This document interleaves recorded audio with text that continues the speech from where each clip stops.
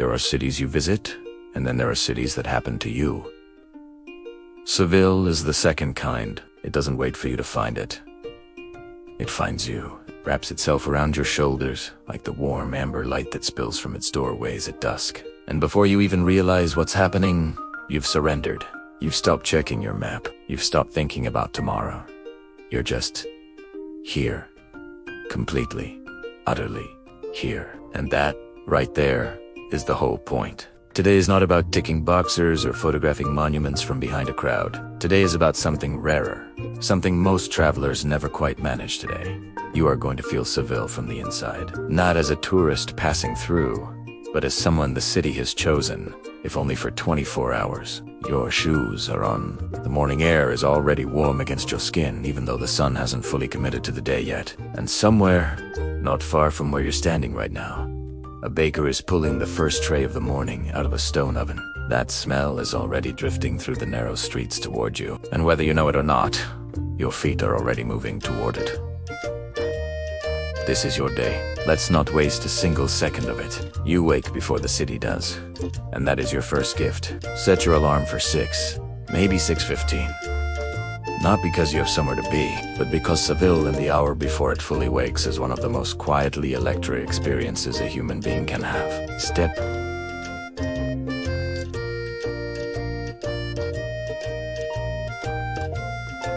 outside.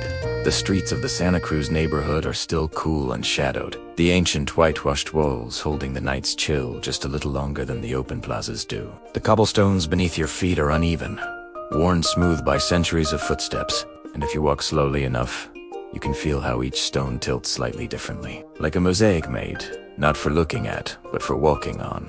There is almost no one else out here. Maybe a man on a bicycle. Maybe a woman shaking a small rug from a second-floor window. A cloud of dust, catching the earliest slant of light, like something out of a painting. You are not interrupting this scene.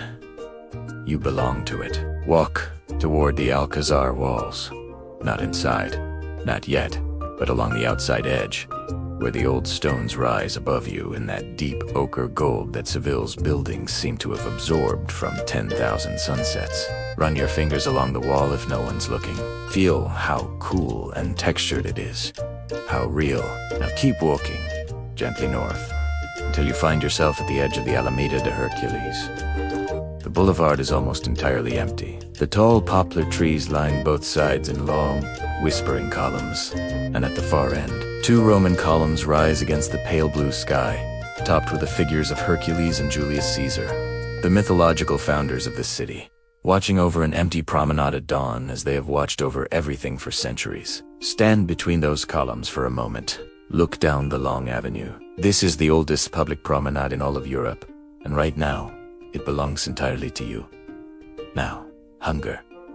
You've earned it. Make your way toward Kilfiria, and look for the kind of bakery that has no sign you can easily read. Just a half-open metal shutter, and the undeniable, warm, yeasty pull of fresh bread baking. Order a tostada con tomate y aceite, a thick slab of toasted bread rubbed with ripe tomato and drizzled generously with Andalusian olive oil, finished with a pinch of flaky salt.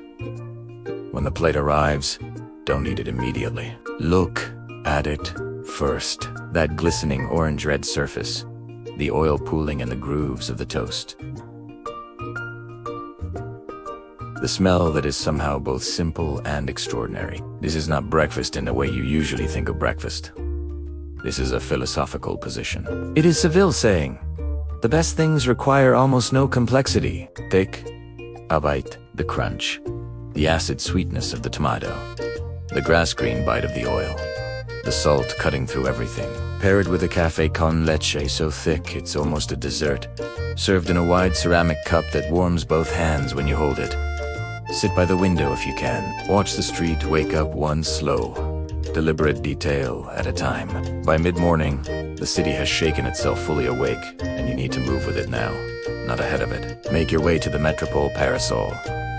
The locals call it Las Setas, which simply means the mushrooms. And the moment you see it, you will understand why. It rises from the Plaza de la Encarnacion like something that arrived from a more adventurous century than our own. An enormous, undulating wooden lattice structure, the largest of its kind in the world. Its organic curves, throwing shifting patterns of shade across the ancient square below. Stand directly underneath it and look up. The light filters through the lattice in constantly changing fragments, like stained glass, designed by nature rather than craftsmen. It is strange, and it is beautiful, and it makes no apology for being either. Beneath these very foundations, when construction began in the 1990s, workers discovered Roman ruins. A complete Roman city, sleeping under the modern one. You can visit them in the small museum below, and if you do, take a moment to let that layering sink into you. Roman stones, medieval plazas, 21st century architecture, all stacked on top of one another like the pages of a book no one has ever finished writing. From here, let yourself drift. And this is important. This is not a suggestion, but an instruction. Let yourself drift without a destination through the Barrio de la Macarena. Don't take the wide streets. Take the narrowest ones you can find. The ones where the buildings lean so close overhead that neighbors could theoretically hand things to each other from their balconies. The walls here are painted in that specific Sevillian combination of white and terracotta and deep ceramic blue. And every few steps there is a small shrine tucked into a niche in the wall. A Virgin Mary behind glass, surrounded by plastic flowers and real candles and photographs of people who needed something to believe in. Slow down at these shrines. They are not tourist decorations. They are the emotional infrastructure of this neighborhood, and they've been here, tended and real, for longer than most countries have existed. And right now, while you're feeling all of this, the warmth, the weight of history, the beauty that keeps catching you off guard around every corner. If this series has been giving you the kind of travel experience you want more of, this is the moment to hit that subscribe button and leave us a like. It means we can keep going, keep finding these corners of the world and bringing them directly to you. Thank you. Now, back to Seville. Lunch in Seville is not a meal. It is an event, a ceremony, a social institution that the city takes more seriously than most places take their national holidays. Find your way to the Triana neighborhood, crossing the Guadalquivir River on the Punta Isabel II, and as you cross, pause in the middle of the bridge. Look north. Along the river, the water is wide and slow and brown-green, and the light on it at this hour has a softness that makes everything it touches look slightly more real than real. Triana is on the other side, and Triana is a world unto itself. The historic home of Seville's flamenco tradition, of its ceramic craftsmen, of the bullfighters and the Gitano families who shaped so much of what people around the world think of when they think of Andalusia. Walk along the riverbank on the Triana side, past the fish stalls and the outdoor tables, and find a bar that's been there since before your parents were born. You'll know it by the hams hanging from the ceiling, by the handwritten menu on a chalkboard, by the way the bartender moves with a particular efficiency of someone who has been doing this exact thing for 30 years. Orderte cazón en adobo. Marinate dogfish, fried until the outside is shatteringly crisp and the inside remains soft and flaking, flavored with vinegar and garlic and cumin in a way that is distinctly Moorish.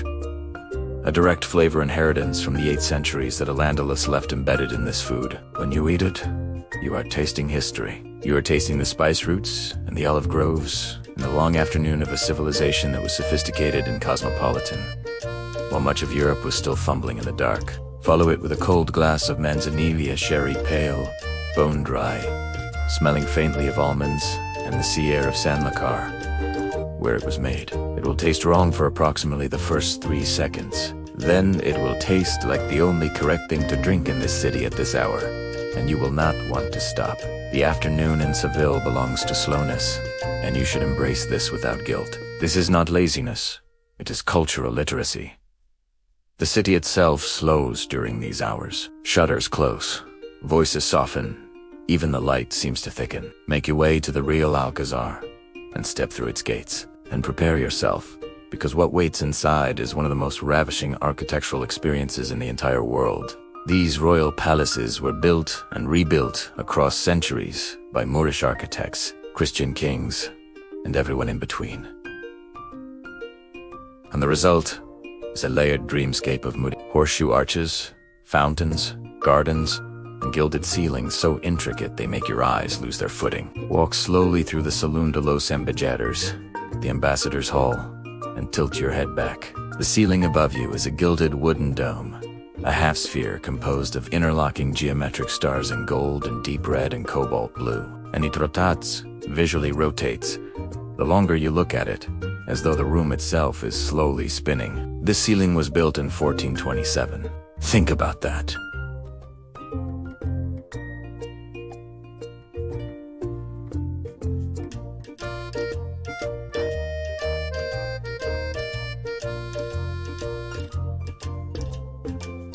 Denesi, nearly 600 years ago, a craftsman with hand tools created something so precise and so beautiful that it still stops people cold 6 centuries later. In the gardens, find a bench near one of the fountains and simply sit. Let the sound of the water do what water has always done in Andalusian garden design. Let it cool the air. Let it slow your thoughts. Let it create a small private universe of calm inside the heat of the afternoon.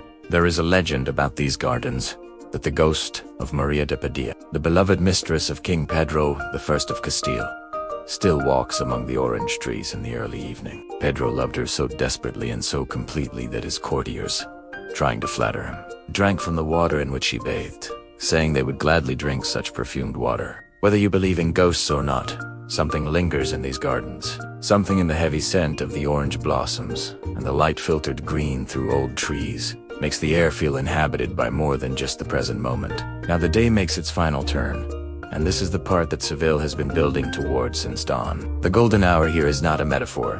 It is a literal, physical phenomenon, a quality of light that seems to exist nowhere else on Earth with quite this intensity. Make your way to the Torre del Oro, the Tower of Gold, standing on the bank of the Guadalquivir where it has stood since the 13th century. In the late afternoon light, the tower glows, not reflects, not shines, but genuinely glows in a deep, burnished amber that makes the air around it feel warm even before you feel the actual heat on your skin. Walk along the river now, heading toward the cathedral. The largest Gothic cathedral in the world rises above you as you approach. Its scale almost aggressive, its stone darkened by time to a deep gray gold. And at its side, the Giralda Tower, originally the minaret of the great mosque that stood here before climbs into the sky in a column of interlocking geometric brickwork so elegant it almost doesn't look like it's made of solid stone. Climb the Giralda if you can, before it closes. There are no steps, only ramps designed so that the muezzin could ride a horse to the top to give the call to prayer. As you spiral up, the city reveals itself to you in slow increments through the arched windows. First, the rooftops of the old city, then the curve of the Guadalquivir, then the whole shimmering, amber-soaked spread of Seville laid out in every direction. And beyond it, the flat immensity of the Andalusian plain, stretching to the horizon under a sky that has begun, just begun, its evening transformation. The blue deepening, the west side warming toward orange, the first suggestion of pink at the edges of the clouds. Stay up here as long as they let you. Watch the light change. Watch the city change with it. The night in Seville does not arrive. It rises, slowly, from the streets themselves. By 9 o'clock, the temperature has softened to something perfect, and the city has come back to life with an energy that is different from the mornings. Less hushed, more celebratory, more collective. The terraces are full. The sound of conversation and laughter and the clink of glasses fills the streets like warm water filling a basin. Find your way back to the Santa Cruz neighborhood for your evening, and eat late, really late, 10 o'clock if you can manage it, which is when the locals eat, which is when the restaurants are at their most alive. Order the rabo de toro, the bull's tail stew, slow braised 4 hours until the meat falls from the bone in soft, dark, wine-rich ribbons, served with the kind of depth of flavor that only time and patience can create. Eat it with good bread and a glass of Ribera del Triana red wine, and feel how the city has worked its way through you over the course of this day. Through your feet, and your hands, and your nose, and your eyes, and now, finally, through the warm, unhurried pleasure of this meal. And if the night leads you toward the sound of a guitar and in Seville, it almost always will follow it. Don't look it up. Don't book a ticket. Just follow the sound through whatever alleyway it's coming from until you find yourself standing at the edge of something real and raw and completely, heartbreakingly beautiful. Flamenco in Seville is not entertainment. It is testimony. It is grief and joy and defiance pressed into a human body and released as sound and movement. And even if you don't understand a single word, you will feel exactly what is being said. That is the final lesson Seville teaches you on its cobblestones and under its stars. That some things don't need to be understood, they only need to be felt. As the night deepens and the last notes fade and you make your way back through the sleeping streets to wherever you're resting your head tonight, ask yourself this. Of all the cities in the world, and there are so many, each one holding something irreplaceable, each one asking you to come closer and stay longer, which one are we walking through together next time? Because there is always a next time. And the world, as Seville has just reminded you, is almost unbearably full of wonder.